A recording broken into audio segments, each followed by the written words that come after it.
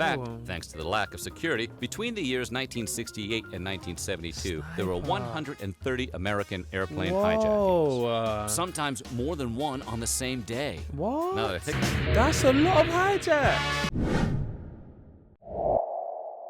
Welcome back to the channel, my wonderful people. Today, your fellow Gen Z Brit, born in the 2000s, going to be checking out for the first time ever what it was like during the golden age of flying, which seems to be what, the 1950s and 60s.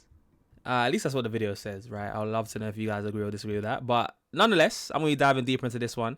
I'm excited to see what flying was like before I was even born, because I'm aware so much was different.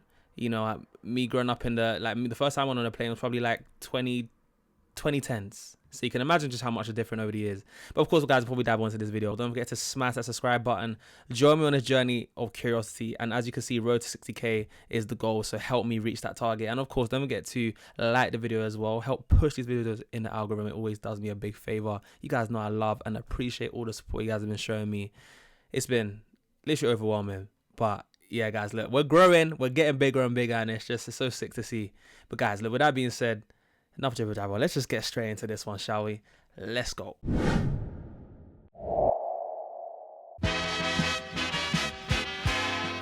the 1950s and 60s are often regarded as the golden age of airlines, offering luxurious seating, fancy meals, and beaming flight attendants. But while it was certainly roomier than today's modern sardine can technique of travel, there was also a fair share of less desirable details unseen in the black and white evidence left behind. So what was it really like to fly during the Elvis era? Let's take a trip through the many ups and downs of getting around in the olden days. Let's do this. Weird history. Hope you like cigarettes. Lots and lots of cigarettes. It's about to get Mad Men cloudy up in these skies. Before we depart, please make sure you fasten your seatbelts and subscribe to the Weird History channel. Link to this video will be in the description, guys. Turn this down a bit.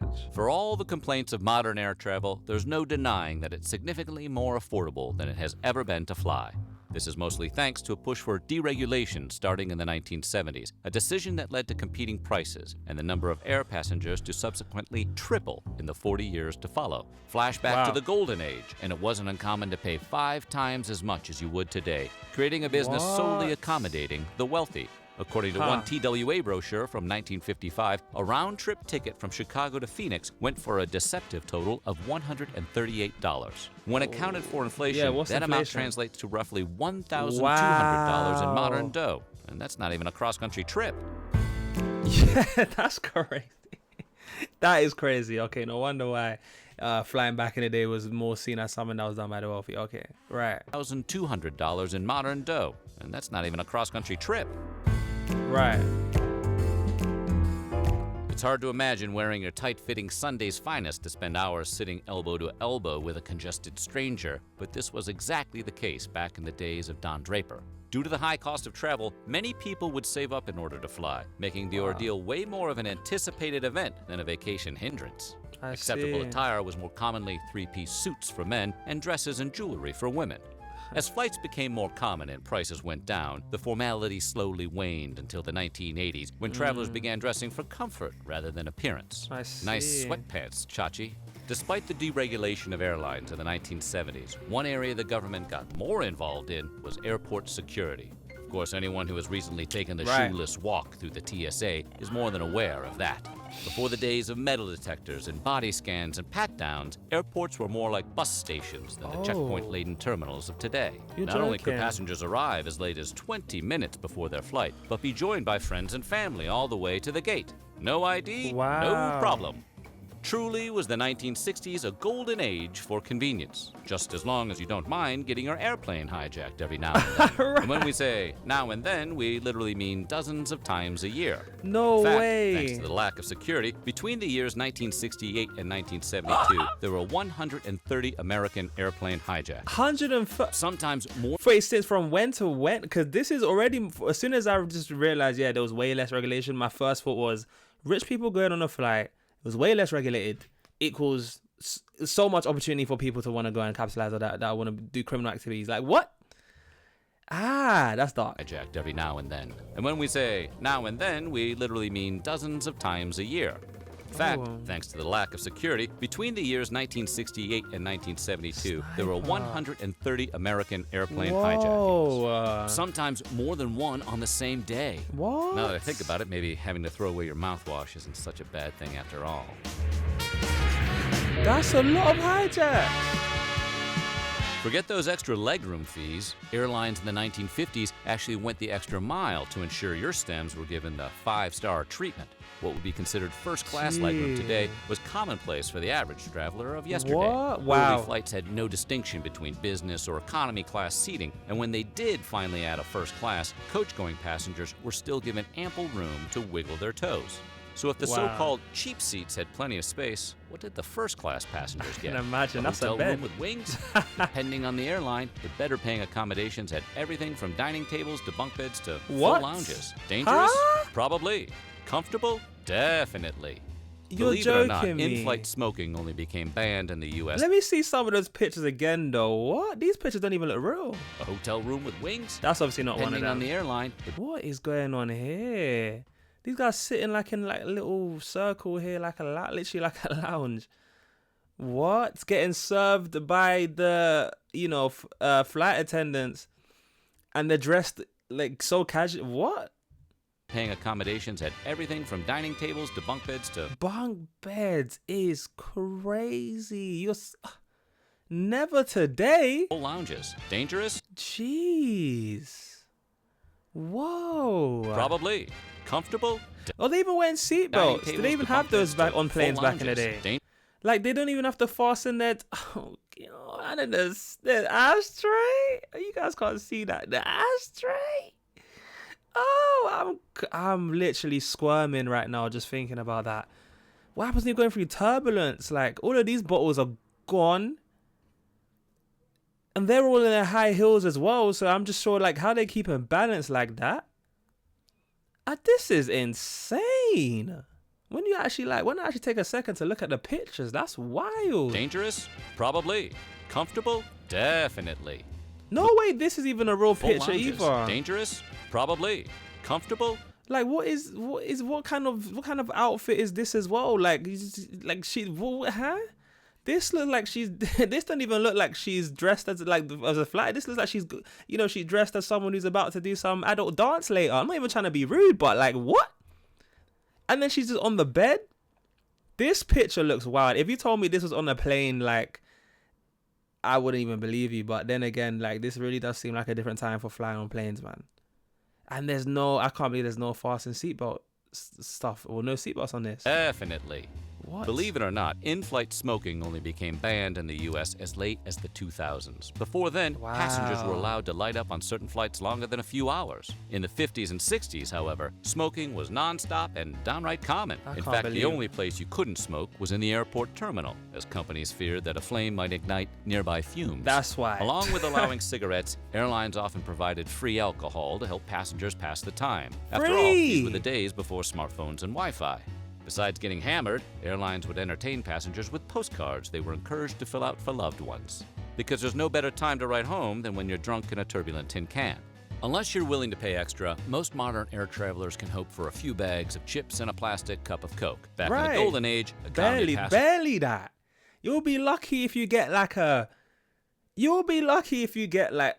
they give out pretzels and stuff, and like, you'll be lucky if you get options to choose from. Do you know what I'm saying? Like, I don't know, like the airplane food ain't it, man. Unless you're flying like proper first class. I don't know. I actually don't even know, to be honest with you. But it's just, compared to what it was like back then, whoa. Travelers can hope for a few bags of chips and a plastic cup of Coke. Back in the golden age, economy passengers were fed fare comparable to an upscale restaurant. The menu often included lobster, roast beef, or prime rib served with champagne or brandy. Meals were served over multiple courses on real china and glassware. While this sounds like an endless luxury that trumps even the nicest first-class seats, the entire ordeal was primarily used to distract passengers from the less modern fallbacks of 50s flying. Because with all these bells and whistles, the golden age of getting around was downright torturous. What? Sorry. This can't be a real picture right here. That's got to be a private jet. Nicest first-class seats, the entire ordeal... Don't kill me. I can't believe. I didn't even know you guys. Well, people were getting it like that back in the day.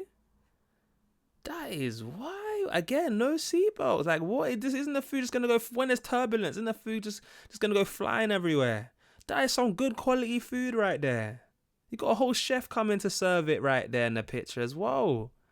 That is Primarily insane. used to distract passengers from the less modern fallbacks of 50s flying. Because with all these bells and whistles, the golden age of getting around was downright torturous. We've talked a lot about the many extinct comforts of 50s air travel, but have you wondered why the airlines felt such a need for luxury in the first place? It wasn't just the high prices that drove this golden age of comfort, but rather the need to compensate for the subpar technology of the times. For starters, until the 60s, passenger planes were propeller models like the Lockheed Constellation and Douglas DC-7, along with being unpressurized, low-flying, That and looks bumpy. scary. These type of planes were extremely loud.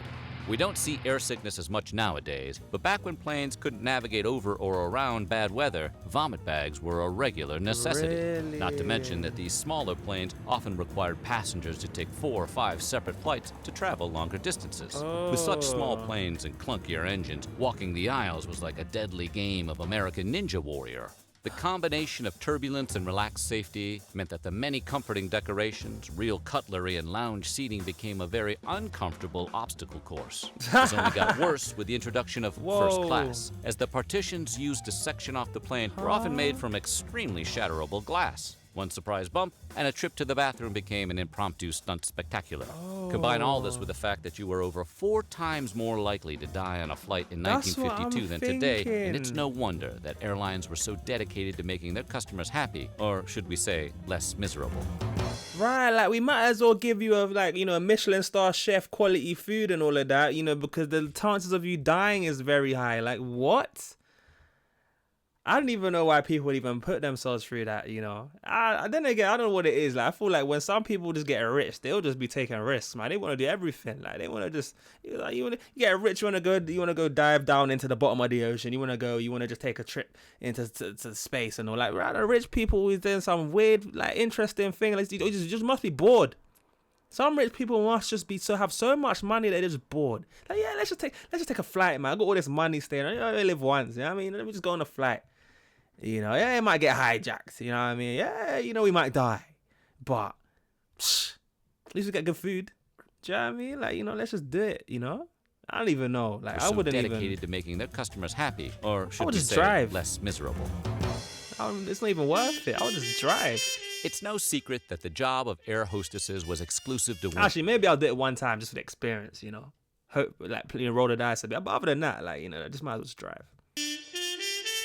It's no secret that the job of air hostesses was exclusive to women well into the modern times, and it takes little imagination to picture the stress level of a job requiring you to serve drunk, stressed-out travelers while donning miniskirts and pillbox hats. But there's even more to this occupational nightmare than what you think. Along with the desired uniforms, often involving skirts that increasingly grew shorter as the 60s progressed, the job of a flight attendant was heavily dictated by the rules of the airlines. Along with dress codes, stewardesses were often given a limit on how much they could weigh and how they were to behave. They were required to be single and outgoing while also maintaining a personal moral standard decided by each airline. It wasn't abnormal for a flight attendant's job interview to even require that she hike up her skirt in order to prove her legs were nice enough for the uniform. Oh, that sounded mad objectifying though. Like the fact that those were some of the rules back in the day. I can't. Actually, doesn't surprise me as well as 50s. I feel like 50s. Yeah, you probably get a lot more of that. But yeah, that's different. That would not fly today. No pun intended. But that would not fly. Prove her legs were nice enough for the uniform. That's crazy to think about. Airports didn't always have the complicated baggage handling system we take for granted today. And so back before the invention of the carousel, all luggage traveled to and from the plane by hand. That meant each passenger would need to visit a specific counter after their flight, present a porter with a ticket, and then sit and wait for each of their bags to be retrieved. The only silver lining? There were no limits on how many bags you could bring, as luggage fees wouldn't be invented until the 1990s. So there you have it. the golden age of luxurious air travel was far from golden. So would you like to be an airline passenger in the 50s and 60s? Let us know in the comments below, and check out some of these other videos of our weird history. Wow, that was a very informative video, and there's quite a few things in it that wasn't, I guess, surprised me, but then now like kind of contextualizing it a bit doesn't surprise me as much. But yeah, like from the hijacking to, you know, the certain rules certain airlines would have with their, you know, stewardess, you know, to wear what they would wear, and how, the fact they had to be single, like what? Like, you know, and yeah, you know, and then the food, the risk factor of it, like this was insane to me. Wow, this was quite an interesting watch. I'd love to know if any of you guys would have experienced, anyone watching, let me know if you ever experienced this golden age of flying, or maybe you have some stories or heard some stories from someone else. I'd love to know just how true this was for those of you guys watching. And yeah, like the commentator said, would you fly on one of these? If you could, let's say you haven't experienced it before and you had a chance to get like that 50s/60s golden age version of flying, would you guys go through with it? Me personally, I might just do it one time for the plot, you know. I might just do it, you know. I might do it one time just to see what it's like, but then, and then hopefully we don't get hijacked, you know. But hope for the best. But yeah, I'd love to know what you guys have to say about this in the comments below. Yeah, guys, let me know what other videos you want me to check out. If you made it to this point, comment any white hearts so I know who my real ones are who made it to this point in the video, or #flex for those of you guys that don't have emojis. And as always, guys, if you do want to see me check out some more throwbacks on the past, I'll have some stuff linked at the end of this video. You can check out some videos. And yeah, guys, look, you guys, I love you guys for watching to the end. Shout out to you guys. I'm JayFlex. I've been your boy JayFlex, and I'll see you guys in the next one. Peace.